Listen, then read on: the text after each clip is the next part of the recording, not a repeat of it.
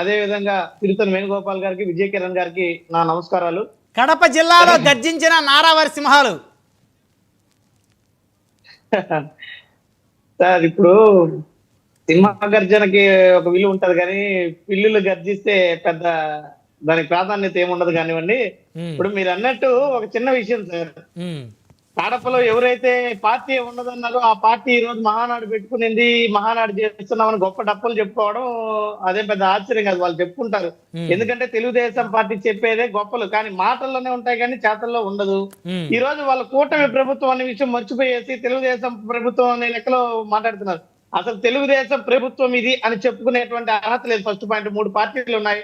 పవన్ కళ్యాణ్ గారికి చెందినటువంటి జనసేన పార్టీ, నరేంద్ర మోడీ గారికి సంబంధించినటువంటి భారతీయ జనతా పార్టీ, తర్వాత తెలుగుదేశం పార్టీ, 3 పార్టీల కలయికే కూటమి ప్రభుత్వం అయింది. రోజు కాదు, ఇది వాళ్ళ పార్టీకి సంబంధించిన మీటింగ్, ప్రభుత్వం సంబంధించింది కాదు. ఇది పార్టీ మీటింగ్ నేను తప్పు పట్టట్లేదు సార్. మహానాడు వాళ్ళు హ్యాపీగా జరుపుకోవచ్చు, దాంట్లో ఎటువంటి అభ్యంతరం లేదు. కానీ నేనేమంటున్నానంటే తిరిగి ఈ రోజు అధికారంలోకి వచ్చేసాం, తెలుగుదేశం పార్టీ అధికారంలోకి వచ్చినట్టు వాళ్ళు ఒక భ్రమలో ఉన్నారు. తెలుగుదేశం పార్టీని ప్రజలు గెలిపించలేదు, 3 పార్టీలని గెలిపించాయి. చంద్రబాబు నాయుడు గారు కూడా చెప్పారండి. చంద్రబాబు నాయుడు గారు కూడా చెప్పారు, పవన్ కళ్యాణ్ గారు బీజేపీ 3 పార్టీలని గెలిపించాయి. ఇప్పుడు అదే మా పార్టీ గెలిచింటే వైఎస్ఆర్ కాంగ్రెస్ పార్టీ ప్రభుత్వం అని చెప్పుకొనిస్తాం. ఈరోజు తెలుగుదేశం ప్రభుత్వం అని చెప్పానండి, చూద్దాం. సర్లేండి, అవన్నీ ఇప్పుడు మీరు చెప్పలేరు కదా. సరే, వాళ్ళ ఇప్పుడు ఉదయం లేచిన కానించి వాళ్ళ పొత్తుల మీద వాళ్ళ మీద అనేది పక్కన పెట్టి వాళ్ళు మాట్లాడిన అంశాల మీద మాట్లాడతాం మనం. ఇబ్బంది ఏం లేదు. పవన్ కళ్యాణ్ గారు కూడా 15 సంవత్సరాల పాటు వారితో ప్రయాణం చేస్తానని చెప్పారు. సంతోషం, ఇబ్బంది లేదు. అయితే ఎక్కడికి వచ్చినా వాళ్ళిద్దరి మధ్య ఏదో ఒకటి మాట్లాడి వాళ్ళని విడదీయాలని ఆ కాన్సెప్ట్ కే వస్తారు మీరు. బ్రహ్మనాయుడు గారు చాలా స్పష్టంగా ఉన్నాం, వాళ్ళు విడిపోవాల్సినటువంటి అవసరమే లేదు. కలకాలం 15 సంవత్సరాలు కాదు, ఇంకా కుదిరితే 20 సంవత్సరాలు కలిసి ఉండాలని కోరుకుంటున్నాం. రెండో విషయం ఏంటంటే ప్రజలు ఈ రోజు గమనిస్తున్నారు. 1 సంవత్సరం అయిందా లేదా ప్రభుత్వం ఏర్పడి, ఈ సంవత్సర కాలం పాటు ఎవరైనా సరే జగన్మోహన్ రెడ్డి గారినైనా, చంద్రబాబు నాయుడు గారినైనా, పవన్ కళ్యాణ్ గారినైనా కూడా ప్రజలకు ఈ రోజు ఎవరైతే మేలు చేశారో వాళ్ళని గుర్తు పెట్టుకుంటారు. ప్రజలకు ఎవరైతే మేలు చేయగలుగుతారో నమ్మకం పెట్టుకుంటారు. మొన్న జరిగినటువంటి ఎలక్షన్లలో జగన్మోహన్ రెడ్డి గారి కన్నా అత్యధిక సంక్షేమం ఇస్తామని ప్రజల్ని ఆశ పెట్టి అధికారంలోకి వచ్చారు, ఇది వాస్తవం. కానీ ఈ రోజు ఏడాది గెలిచిపోయింది, ఏడాది గడిచినా కూడా ఇచ్చినటువంటి హామీలో ఏ మేర అమలు చేశారో ప్రజలందరికీ తెలుసు, రాష్ట్ర ప్రజలందరికీ కూడా.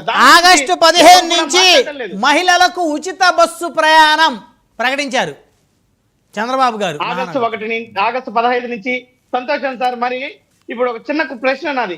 సంవత్సర పాటు వీళ్ళు అధికారంలో ఉన్నారు. ఇప్పుడు సంవత్సర కాలంలో కోల్పోయినటువంటి తల్లికి వందనం ఏమైంది? సంవత్సర కాలం పాటు నిరుద్యోగులకు ఇస్తాను 3,000 ఏమైంది? 12 నెలలు పోయింది కదా.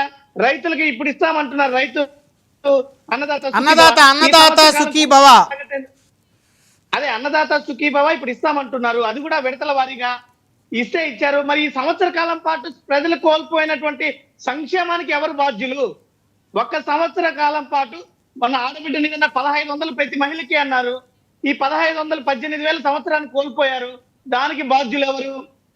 నిరుద్యోగులు నెలకు 3,000 రూపాయలు కోల్పోయారు. ఈ 12 నెలల కాలం పాటు రావాల్సినటువంటి సంక్షేమం తాలూకా బాధ్యులు ఎవరు? అలాగే ప్రతి బిడ్డకి చెప్పినటువంటి 15,000 ఈ రోజు ఈ సంవత్సరం కోల్పోయారు. దీనికి బాధ్యులు ఎవరు? దీనికి ఎవరైనా సమాధానం చెప్పగలుగుతారా? లేదు. మరి గతంలో విధ్వంసం అయిపోయింది, జగన్మోహన్ రెడ్డి గారు రాష్ట్రాన్ని వెనక్కి తీసుకెళ్లిపోయారు అంటున్నారు. జగన్మోహన్ రెడ్డి గారు నేరుగా డీబీటీ ద్వారా ప్రతి కుటుంబానికి సంక్షేమాన్ని పంపించారు.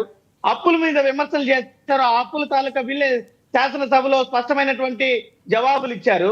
ఈ రోజు సంవత్సర కాలం పాటు దాదాపు 1,67,000 కోట్లు అప్పు ప్రభుత్వం వైపు ఉంది. ఈ అప్పు అంతా ఏమైంది? ఇప్పుడు వచ్చి రాయలసీమలో చంద్రబాబు నాయుడు గారు, అది కూడా కడపలో వచ్చి మహానాడు పెడుతున్నారు. ఇప్పటికే గతంలో 3 పర్యాయాలు చంద్రబాబు నాయుడు గారు ముఖ్యమంత్రిగా చేశారు. ఇప్పటి వరకు కనీసం శాశ్వతంగా చెప్పుకోదగినటువంటి నీటి ప్రాజెక్టులు ఏదైనా చంద్రబాబు నాయుడు గారు రాయలసీమ వాసిగా పూర్తి చేశారా? చంద్రబాబు నాయుడు గారు ఏదైనా రాయలసీమకు మేలు చేశారా? చంద్రబాబు నాయుడు గారు 3 పర్యాయాలు ముఖ్యమంత్రిగా ఉన్నప్పుడు ఉద్ధరించని రాయలసీమ ఈ రోజే గుర్తొచ్చిందా? అంటే ఏంటి, పెట్టుకోకూడదా వాళ్ళు అక్కడ మహానాడు? అయితే ఏంటండి మహానాడు అక్కడ పెట్టుకోకూడదా వాళ్ళు? అయితే వాళ్ళు ఏం చేయలేదని మహానాడు వాళ్ళు కడపలో పెట్టుకున్న దానిపైన మాకు ఎటువంటి అభ్యంతరం లేదు. ఓకే. మా నాడు వాళ్ళ ఒక రాజకీయ పార్టీగా ఆంధ్ర రాష్ట్రంలో